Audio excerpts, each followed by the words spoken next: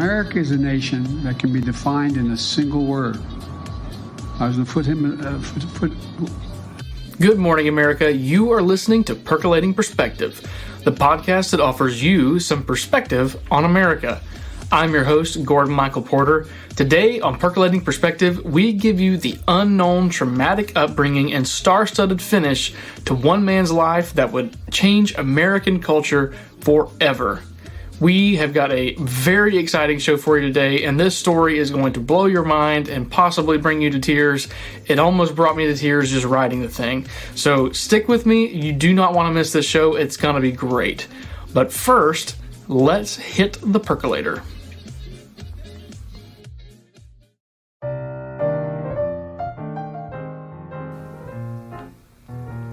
All right, so today's coffee, we're actually going back to the first coffee we ever tried on the show, coming from Hemisphere Coffee Roasters, Nicaragua, SHG Cafe Diego.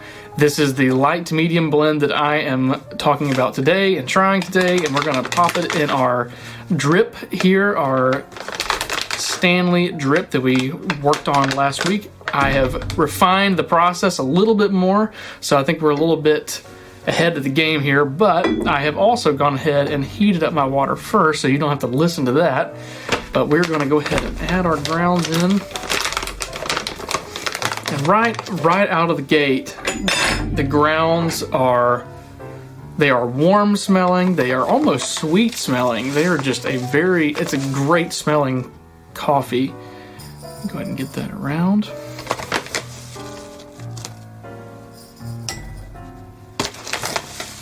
So in doing some research on this also over the past week after last week's episode, we put the grounds in, we make it nice and even around the drip pan. And essentially what that does is it of course makes it even, but whenever you first put the water in, it makes the grounds kind of puff up. And that is called blooming. And it kind of helps set the grounds in place so that there's not a lot of movement while you're trying to pour. But we got the grounds all situated now. We're going to just quickly bloom it. There we go. Get them set in place where they need to be. Perfect.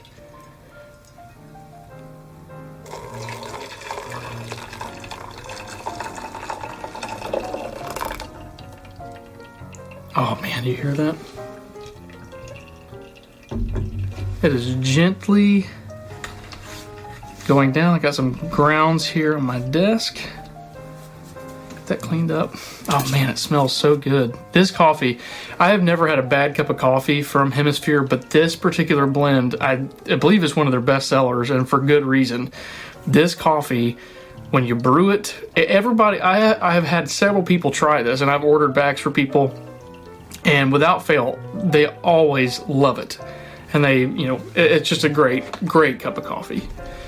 Nicaragua SHG. The SHG meaning strictly high grown.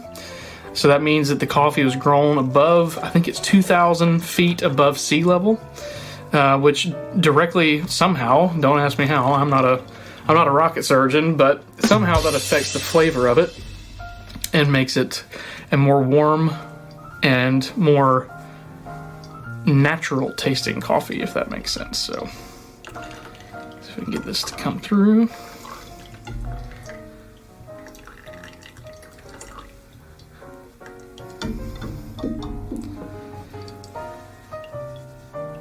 I will say the drip does take time, and I think my grounds, I think that's the same problem I had last week, is the grounds are just a little too small and they're getting stuck in the filter.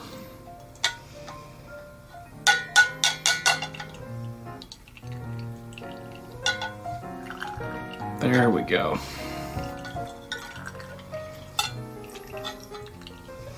Received quite a bit of feedback from the last show for the drip of the day, and the overarching theme was hey, I'm 10 minutes into the show and you're still talking about the stupid dripper. Fair point. But it is percolating perspective.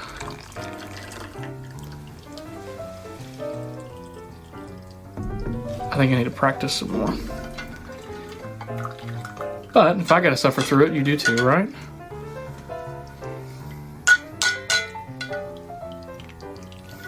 All right. We're getting very close here. Starting to see light at the end of the funnel.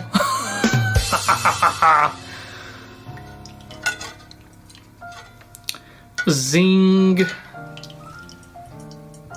All right. We are good. All right, let's get this through. My desk is very noisy today, and I don't know why that is. All right, get that sitting there. All right, now let's get our sip.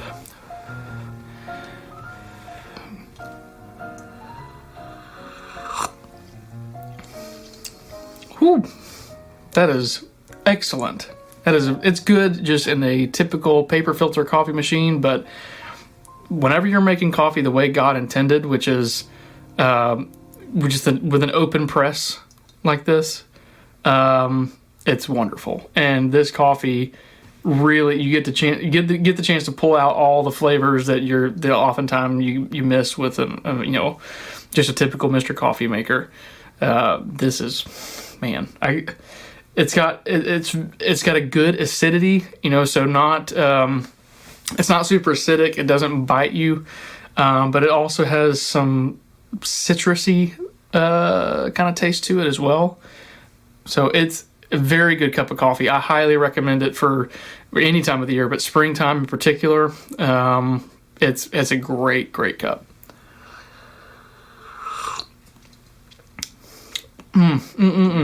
All right, that's good. All right, so let's now get to the story for this week. Around 1920, Elsie Moore would marry a man by the name of William in Sprague, Pennsylvania. And right off the rip, the couple's marriage was stressed, it was rocky, and reason being is Elsie would later find out that William struggled with severe drunkenness and schizophrenia. And at 40 years old, Elsie would give birth to a son, and she named him Jesse. Jesse was frail, and he was skinny as a child and quickly became an introvert, and he was very shy. Reason being, his father was abusive and would frequently try to intimidate and terrorize little Jesse with a knife in his drunken stupor. Later on, though, much to the mixed feelings of the family, Jesse's father would die of pneumonia when Jesse was only 13 years old. This left his mother and his brothers and himself to take on and conquer the world on their own.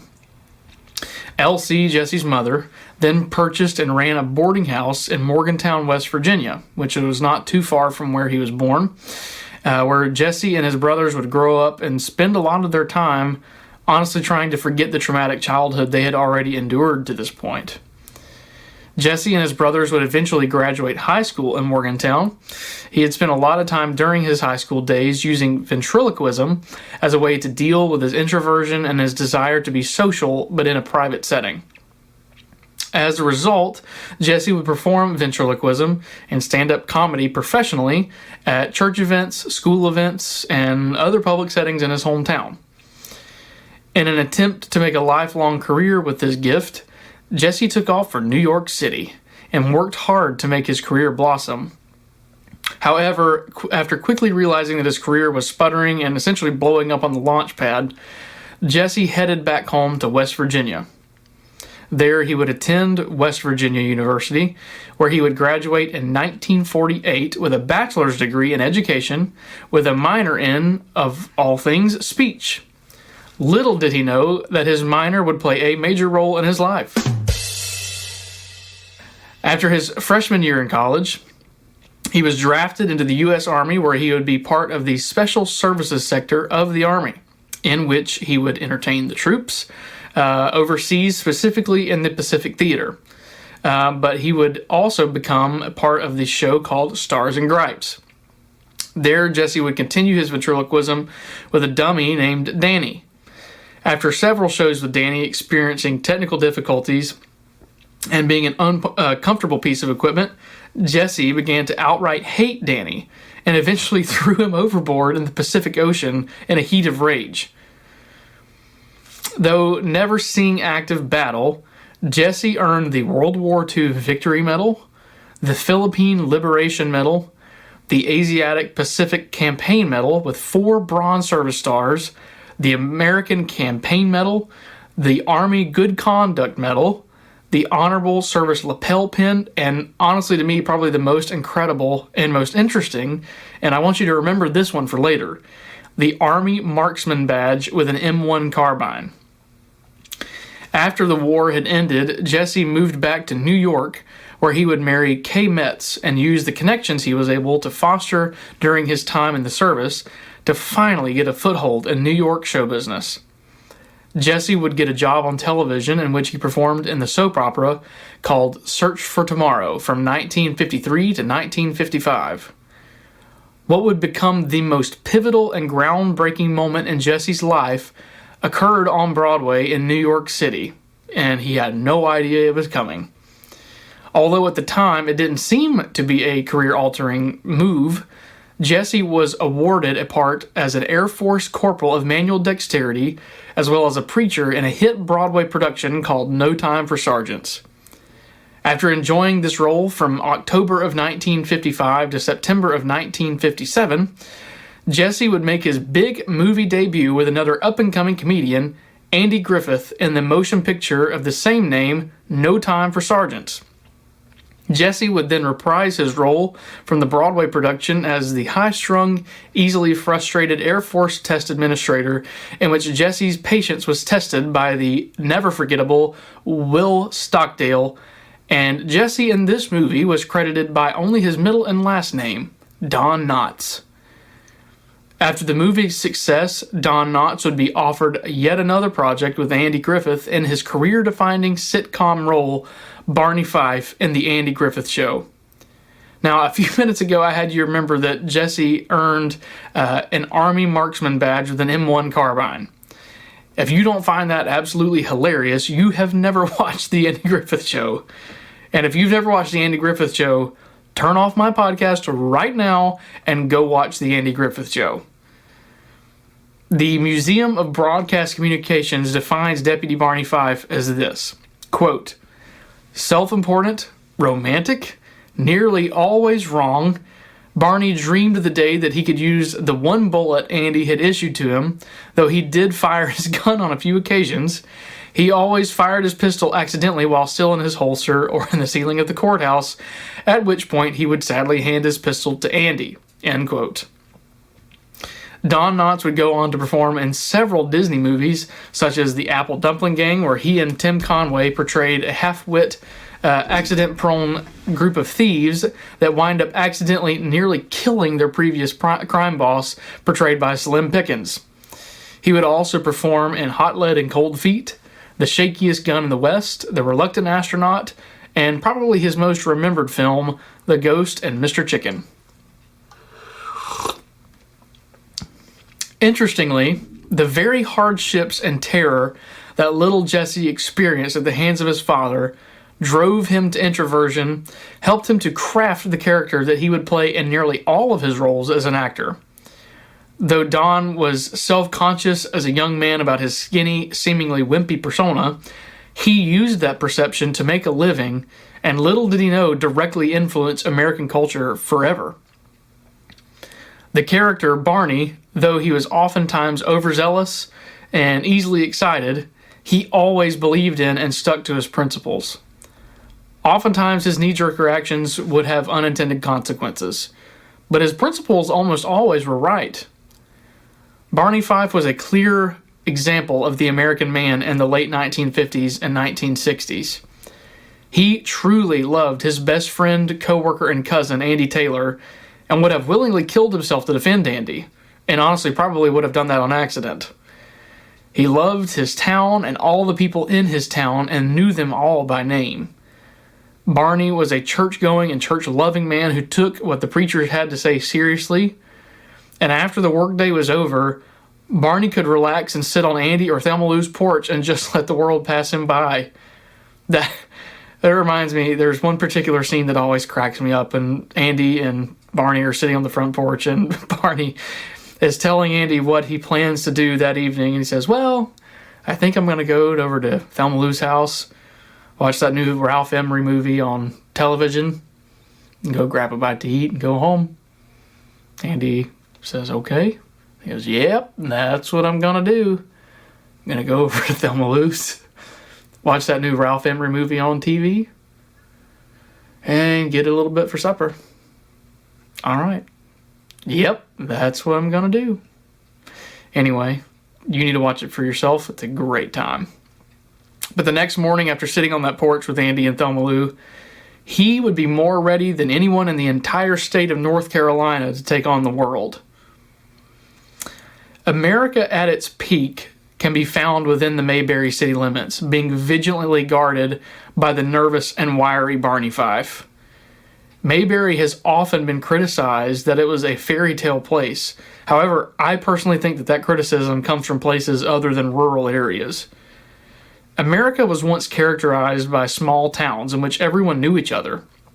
The church and the courthouse were the center of everyone's life, and the morning commute to work was a 10-minute walk from your front porch to your place of employment. An hour drive to Raleigh was unheard of, and it was just a once-in-a-while thing, maybe once-in-a-year thing, and it required getting dressed in a suit, hopping in the sedan, and going for an all-day easy car ride over the North Carolina mountains. If anyone in the town was in need of help, whether it was the town drunk Otis Campbell, or whether it was the mayor, or whether it was Andy or Barney themselves, everyone in the town came to the rescue. Andy and Barney were not first responders. They were what we used to call keepers of the peace. The term first responders came in the Jimmy Carter administration to describe the police and the firefighters. And while on this podcast we honor and uphold and revere firefighters and police officers, they are not first responders. You are the first responder, and that is on full display in the Andy Griffith Show. They ensured, meaning Andy and Barney, they ensured the law was held and executed, but with common sense, generally coming from Andy, and an understanding of the people. This concept is not a pipe dream. It's not a fairy tale. This is the way America used to operate. To borrow a line from Andy Griffith, America has gotten above a raisin. America was born and raised in small church-going towns, but over the past couple of decades has really lost herself into the big cities among puffed-up lawyers, politicians, TV preachers, and ill-gotten gain. The Andy Griffith Show, starring Jesse Don Knotts, still to this day is aired somewhere in the world multiple times a day, every single day. The Andy Griffith Show, and specifically Don Knotts, had an enormous impact on American culture, and in multiple ways. The character Barney Fife was lovable. He was feisty, but everybody understood him for who he was. People got aggravated with him, and he certainly got aggravated with everybody else, meaning the character Barney Fife. But at the end of the day, at the end of the show, everybody was understanding and everybody was friends. And the reason being, yes, it was Hollywood, yes, it was a TV show, and I get that, and I recognize that. However, church and your town, that is the idea of the community has somewhat been erased from American culture, and something that I think we need to get back to soon. The hour commute was never something that defined America really up until maybe the 1980s, 1990s. I honestly don't know. I wasn't alive then. But just given the evidence that we can see in place, and talking to your grandparents, if you're lucky enough to have your grandparents around still, talk to them. Ask them what life was like. Ask them what the culture was like before all this madness ensued, really in the 1990s is when everything really started to go into warp speed. But Mayberry and the Andy Griffith Show really showcase what America was all about from the very beginning. Slow, careful, quiet. We go to church on Sunday, and Sunday is a rest day. Sundays are not rest days anymore, even for church-going people. We like to say that Sunday is a day of rest, but, and I know that, that comes from, the Sabbath day and all that, but, Sunday is no longer, Sunday is sometimes one of the busiest days of the week. And that's not the way things were intended to be. Certainly not in American culture. American culture is, at least it used to be, was a quiet and peaceful life. It was the idea that I could be left alone and chart my own course, just like Jesse Don Knotts did. Nobody bothered him or told him that he couldn't do it. Or I'm sure there was plenty of people that told him he couldn't do it. But he had the peace and the drive to do what he thought needed to be done. And don't let people tell you that, yes, the culture has begun to rot. But the reason it's begun to rot is because decent people no longer go to Hollywood for fear of being changed by it. And understand what I just said there. The fear, people, good, decent people that honestly have good mooring and a good foundation beneath them, yes, they can be changed. Yes, they can be co-opted. But it's pretty rare. Usually what you see kids that have good parents, good strong homes, good foundations, growing up to change the culture around them. And while Don Knotts did not have that solid foundation from his father, he directly influenced the culture in such a way that American culture can look at him and look what he did as a man and say, hey, I can do that. And I can do that as a decent person and directly affect the culture myself. In Genesis chapter 3, God gives man the responsibility of taking care of the garden. And that was our job as man, was to tend the garden. I say our job, Adam and Eve's job was to tend the garden and to keep it up and keep it in shape. But over the past several decades, in the United States in particular, we've seen a exodus of good, decent people and Christian people from the culture. Music is no longer something that you can listen to with your kids in the car. Cardi B, Lizzo. I mean, McDonald's is trying to make Cardi B into something she's not by this. They got a stinking Happy Meal now. It's the Lizzo and Offset meal. Like, this is McDonald's. This is a family place, and they have nothing to go on except for two very immoral people. But the culture can change, but it's going to require good people and honest people and loving, Christian, caring people like you getting involved in that culture. We cannot just say, well, if we get involved, then there's a good chance that I'm going to lose my soul to the devil. Okay, well, what's the alternative then? The alternative is what we've seen the past 50 years, 60 years, where politics and Hollywood and the music industry, all three of those very important and critical pieces of culture have been given up to heathens, absolute godless, immoral people. And the culture is suffering. It is weak because of it. It's rotting to the core. In fact, I just saw a couple of days ago where the dictionary has started adding words that are just made up words. And they're horrible words. And they mean nothing. But it's a bellwether, it's a canary in the coal mine that, hey, everybody, you need to pay attention because your culture is rotting to the core. Your language is changing. Your language is not what it used to be. Your language is turning into something it's not.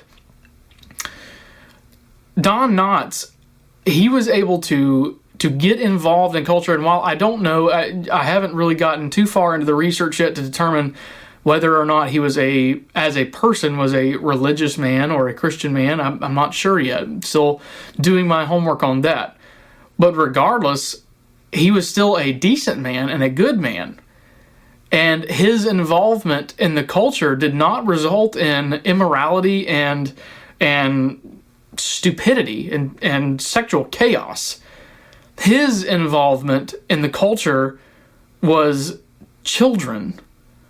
You know, a lot of these movies, Disney movies, and even Andy Griffith. I have no issue watching Andy Griffith with my 2-year-old and my wife. Andy Griffith is just a wholesome TV show that cannot be produced. That kind of TV show, that kind of culture cannot be produced by a godless people.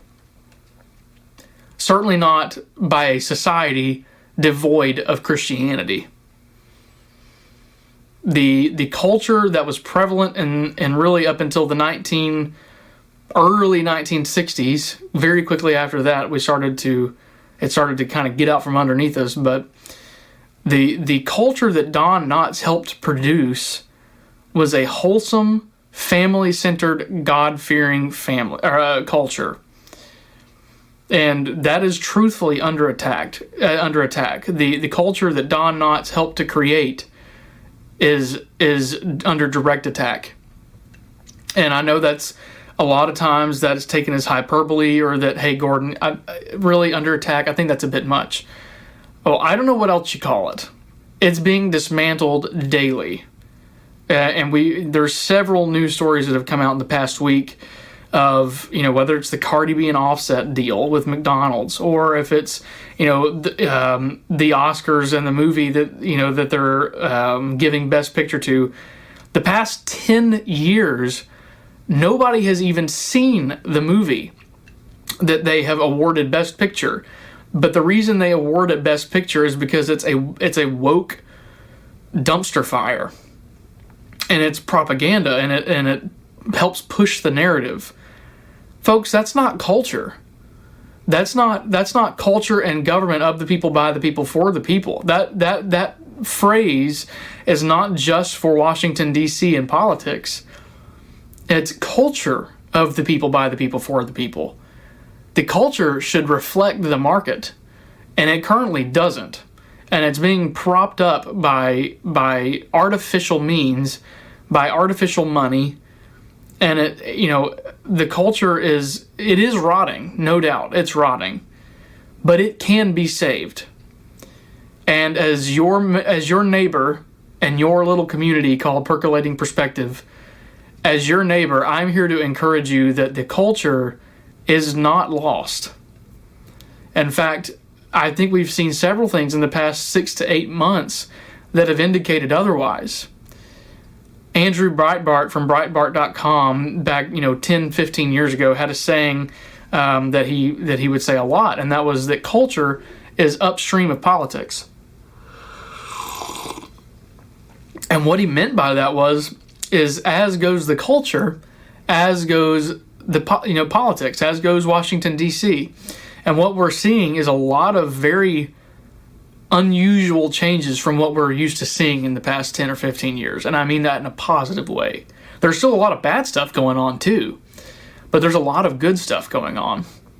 And, a couple of indicators of that are, number one, recently this past week we had a story out of, I think it was actually Breitbart, where Rainn Wilson, who infamously played Dwight Schrute on The Office, another amazing piece of American culture. We might actually talk about that one day. The Office would be a great episode. But Rainn Wilson, that played Dwight Schrute, he made the observation that he was watching a movie on HBO, and forgive me, I don't know the name because I don't care about it, because I'm sure it's woke dumpster fire also. He said that as soon as he saw one of the characters start quoting the Bible, he instantly knew that it was going to be the bad guy, and that he was tired of it, and it was predictable. And he's 100% right. He made the comment, is it possible for somebody to read the Bible, love the Bible, and quote Scripture and not be the Texas Chainsaw Massacre? And while all of us in modern America or in the daily grind look at his comments and go, yeah, duh, where you been, Rainn? It's fascinating to me that people like him, who are in their own little Hollywood bubble, are starting to recognize that. And that should give you hope. It should give you hope that a culture that would look like Mayberry, Andy Griffith, and specifically Don Knotts in his legacy is achievable, and I think in somewhat the short term. But it's going to take you as a good Christian, God-fearing person to get involved in the culture. And yes, going to church is absolutely important, and that's something that you should do and something that my family does 3 times a week. And I'm not trying to toot my own horn here. I'm just trying to give you an example that it can be done. Going to church is a very important thing, but that's only part of your duty as a Christian and as a good, decent American. The other part of your duty is making sure that the culture that defends the church and defends the right to worship stays in place and is held blameless and harmless. Currently, our culture is hostile towards that. But you can get involved. If you have a talent for songwriting, write songs. Get involved in the culture. It doesn't have to be, Nirvana or, anything else. In fact, I would encourage it not to be. We're going to do an episode, I think, next week on Frank Sinatra. Frank Sinatra had an enormous impact on the culture and music. You have people like Jimmy Stewart, Cary Grant, John Wayne, all these people that were enormously impactful in American culture. And they were not liberals. They were not pansies. They were not, these guys that like we have nowadays that all they don't even know how to change their own tire, but they know how to act like somebody who changes their own tire. Culture can be fixed. Culture can be changed, and it's not something where culture is not like a car where it breaks down in the middle of the road and it requires expertise to fix it and get it back up on the road. Culture is a living thing. It's a breathing thing. It's like a tree or a plant or even a person. It can get sick, and it will get sick if it has parasites and bacteria get into it. It can be damaged permanently, but it requires a lot for it to actually be killed. I believe what we're seeing right now in our culture is a sick culture, but not a dead culture, not a rotten culture. We are seeing a culture that has COVID-19. No pun intended.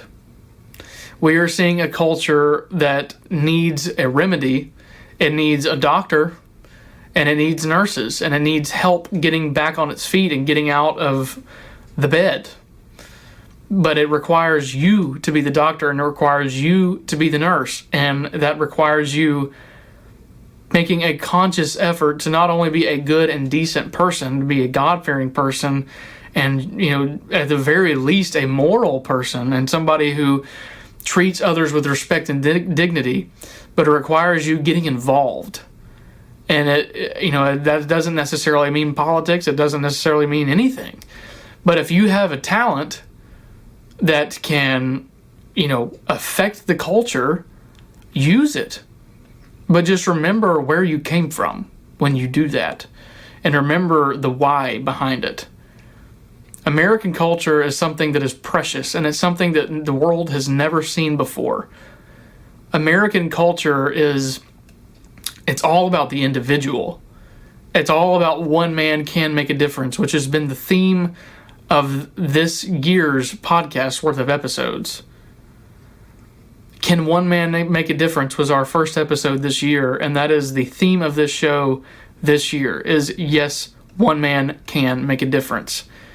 And really and truthfully, that is the story of America. That's one of the things that makes her such a beautiful and unique place. America, never lose hope. Never lose hope that things will change for the better. Never lose hope that you, as an individual person who may feel like that you have nothing to offer, absolutely can make a difference. America needs you. America needs all of us in an individual capacity and a group capacity. But never forget what Don Knotts was able to accomplish as one person. Never forget that Don Knotts, though his upbringing was rocky and by most people's metrics horrible, and even though that his stature was not John Wayne-esque, and his voice was not Dean Martin-esque. He had a very high-pitched nasally voice, was maybe 120 pounds soaking wet, and maybe not necessarily moved like Fred Astaire. But he personally deeply affected the culture and maybe not changed it, but propagated it. He furthered it along. He nourished it. Never forget that you can do that and you can play a part in that also. America, I love you. America, you can make a difference. Hemisphere Coffee Roasters, I dearly love your coffee. Don't forget to check out hemispherecoffeeroasters.com. Get yourself a $10 bag of Nicaragua Cafe Diego SHG. You will not be disappointed, I promise you. In fact, you could order pretty much anything off of that website, and I promise you won't be disappointed. America, until next week, I love you. Take care of yourself. God bless.